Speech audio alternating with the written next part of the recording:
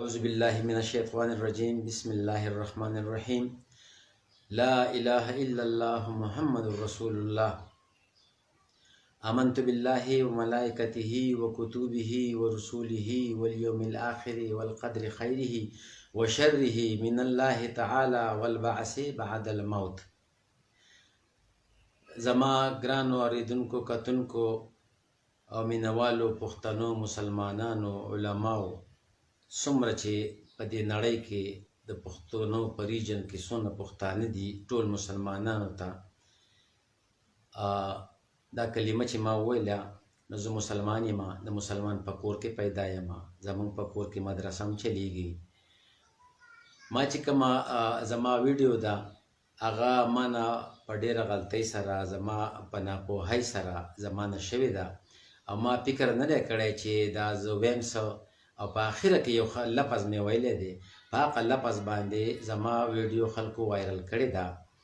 او هغه ویډیو چې ده هغه چې ما وکته خدای شته زه خفه شوم، خو خوشحاله په دې شوم چې ما ته یو مسلمان ورور مې زما مینوالو ما ته خپله غلطي په ګوته کړه. نو زه د هغه خپلې غلطۍ معافي غواړم د خپل الله نه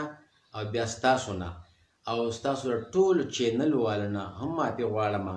او تاسو چې زما مطابق څه کمنټس ورکړي دي که هغه ښه ورکړي دي او که بد یې ورکړي دي ما د الله د رضا دپاره تاسو ټول معاف کړي یئ او الله دې ما معاف کړي او تاسو دې ما الله پاک معاف کړي او آینده به داسې غلطي زما نه نه کېږي انشاءالله که خیري. او دا کومه ویډیو چې ده دا ډېره پخوانۍ ده خو به هر حال غلطۍ ته به غلطي وایو، تاسو ورته هم غلطي وایئ او زه خو ورته ویم ځکه چې ما ته به ګوته شوه او دغه زما دوستان دي، دغه زما رونه دي، دغه زما د اسلام رونه دي چې ما ته یې غلطي په ګوته کړه. نو ستاسو ډېره مهرباني او انشاءالله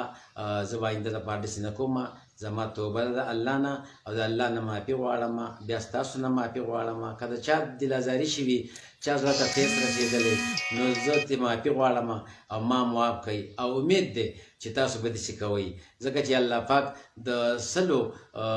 مړو او د سلو قاتلانو قاتل الله بخي که نه، نو چې یو انسان بل انسان معاف کړي نو الله تعالی په هغه باندې سل پردې واچوي. نو دا زما خواست دی چې زه معافي غواړم په خپل کردار باندې ما چې کم کړی دی او آینده به داسې غلطي زما نه کېږي. او په آخره کې زما دا خواست دی چې زما کومې ویډیوګانې چلیږي هغه تاسو مهرباني وکړئ د خپلو خپلو چینلونه ډیلیټ کړئ او زما دا عرضي او دا معافینامه دا شیر کړئ چې د خلکو ته ورسي او خوشحاله هم شي او زما هغه